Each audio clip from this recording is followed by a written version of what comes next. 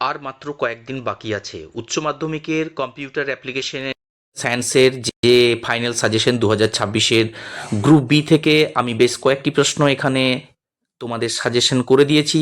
এর আগে নিশ্চয়ই জানো একটি ভিডিওতে রয়েছে 2 নম্বরের গ্রুপ এর প্রশ্নগুলি। যদি কোনো ছাত্রছাত্রী কোনো উত্তরের দরকার হয়ে থাকে আমাকে অবশ্যই কমেন্ট করে জানাবে, এবং আমার ডেসক্রিপশনে দেওয়া রয়েছে সেই লিঙ্কে তোমরা মেসেজ করে নিতে পারো। যদি কোনো উত্তর নেওয়ার থাকে গ্রুপ এ থেকে বা গ্রুপ বি থেকে কোনো উত্তর নেওয়ার থাকে তাহলে অবশ্যই আমাকে কমেন্ট করে জানাবে। চলো শুরু করা যাক। এবারের ফাইনাল সাজেশন 2026-এর গ্রুপ বিতে কোন কোন প্রশ্নগুলি গুরুত্বপূর্ণ আছে 1 নম্বরে দেখে নেওয়া যাক। ইনফরমেশন কি বা উদাহরণ দাও। দ্বিতীয়ত রয়েছে হায়ারচিক্যাল মডেল বলতে কাকে বলে বা হায়ারচিক্যাল মডেল কাকে বলে। পরবর্তী প্রশ্ন রয়েছে ডেটা ডিকশনারি সংজ্ঞা দাও এবং একজন ডেটাবেস ইউজারের নাম লেখো। কোনো রিলেশনের কার্ডিনালিটি কি। 3 নম্বরে ফাইল সিস্টেম ম্যানেজমেন্ট কাকে বলে। পরবর্তী প্রশ্ন রয়েছে multi programming operating system context switching কি।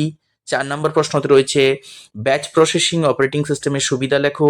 মাল্টিটাস্কিং অপারেটিং সিস্টেম ও মাল্টি প্রোগ্রামিং অপারেটিং সিস্টেমের দুটি পার্থক্য লেখো। পরবর্তী 5 নম্বরের প্রশ্ন রয়েছে কৃত্রিম বুদ্ধিমত্তা আর্টিফিশিয়াল ইন্টেলিজেন্স কাকে বলে, যেটা আমরা এআই বলে জানি, ওর সম্পূর্ণ নাম হলো আর্টিফিশিয়াল ইন্টেলিজেন্স। অথবা এক্সপার্ট সিস্টেমের যুগ অর্থাৎ এরা অফ এক্সপার্ট সিস্টেম বলতে কি বোঝো। পরবর্তী 6 নম্বর প্রশ্নতে রয়েছে ভার্চুয়াল সহকারী প্রযুক্তি ভার্চুয়াল অ্যাসিস্ট্যান্ট টেকনোলজি বলতে কি বোঝো অথবা ভাষা প্রক্রিয়াকরণ প্রযুক্তির কাজ কি। 7 নম্বর প্রশ্নতে রয়েছে ইআর মডেলের প্রধান ত্রুটিগুলি উল্লেখ করো এবং কিভাবে এই ত্রুটিগুলি অতিক্রম করবে তা ব্যাখ্যা করতে বলা হয়েছে।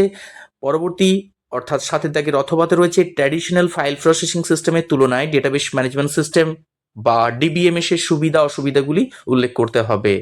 নেক্সট প্রশ্ন আছে ইউজার মডেল সুবিধা ও অসুবিধাগুলি লিখতে হবে এবং আইও ভিত্তিক প্রক্রিয়া ও সিপিইউ ভিত্তিক প্রক্রিয়ার মধ্যে যে পার্থক্যগুলো থাকবে সেটাকে উল্লেখ করতে হবে।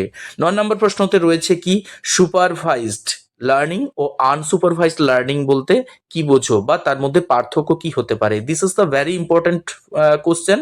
আমি তোমাদের সকলকে বলবো এই প্রশ্নের উত্তরগুলি যদি নিতে চাও তাহলে অবশ্যই আমাকে কমেন্ট করে জানাবে। আমার ডেসক্রিপশনে দেওয়া লিঙ্কে আমাকে মেসেজ করবে।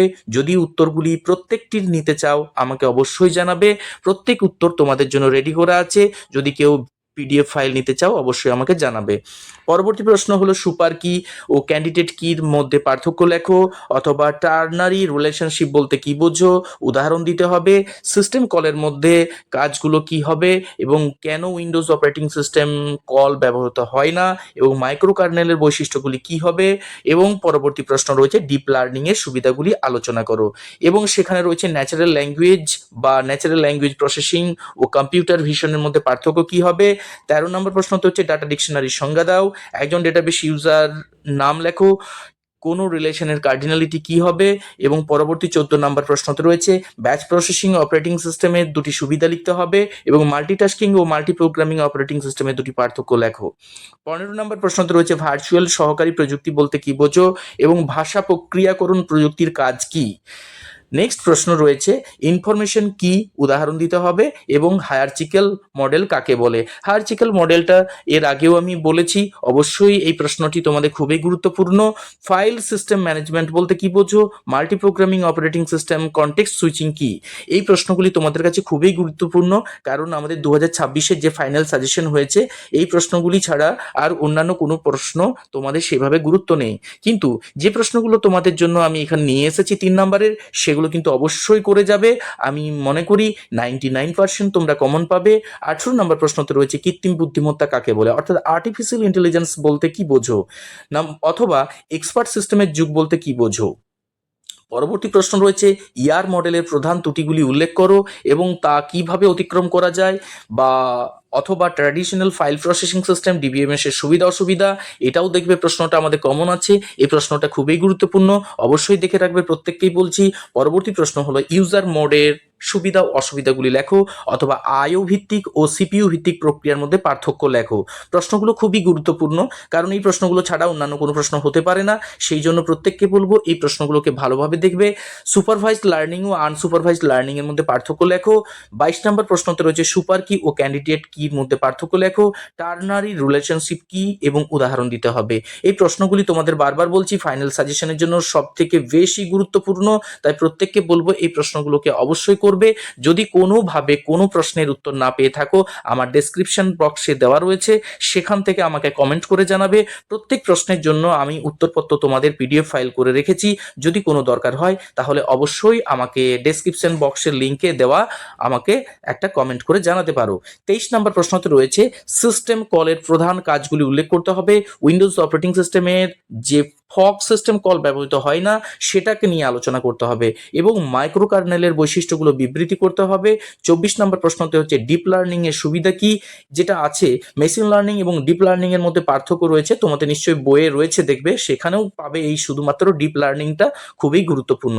এবং 25 নম্বর প্রশ্নতে রয়েছে উদাহরণ সহযোগে আমাদের কি করতে হবে, ফরেন কি সংজ্ঞা দিতে হবে। ফরেন কি সংজ্ঞা যেটা আছে, যেটা প্রাইমারি কি বা ফরেন কি সংজ্ঞা, সেখানে ডেফিনেশনগুলো অবশ্যই দেখবে এবং সেখানে সাথে রয়েছে 1:m রিলেশনশিপ কি চিত্রের সাহায্যে ব্যাখ্যা করতে হবে। এক্সো কার্নেলের বৈশিষ্ট্যগুলি উল্লেখ করতে হবে। ডেডলকের সুবিধা ও অসুবিধাগুলি তোমাদের আলোচনা করতে হবে এবং সবার মধ্যে শেষ লাস্ট প্রশ্ন রয়েছে যেটা হচ্ছে ডিপ লার্নিং এর বৈশিষ্ট্যগুলি আলোচনা করতে হবে আর নিউরাল নেটওয়ার্ক অ্যালগরিদম কার্যকারিতা আলোচনা করতে হবে। তাহলে প্রত্যেক প্রশ্নের জন্য আমি তোমাদের পিডিএফ ফাইল করে রেখেছি, অবশ্যই আমার ডেসক্রিপশন বক্সে দেওয়া লিঙ্কে অবশ্যই আমাকে কমেন্ট করে জানাবে।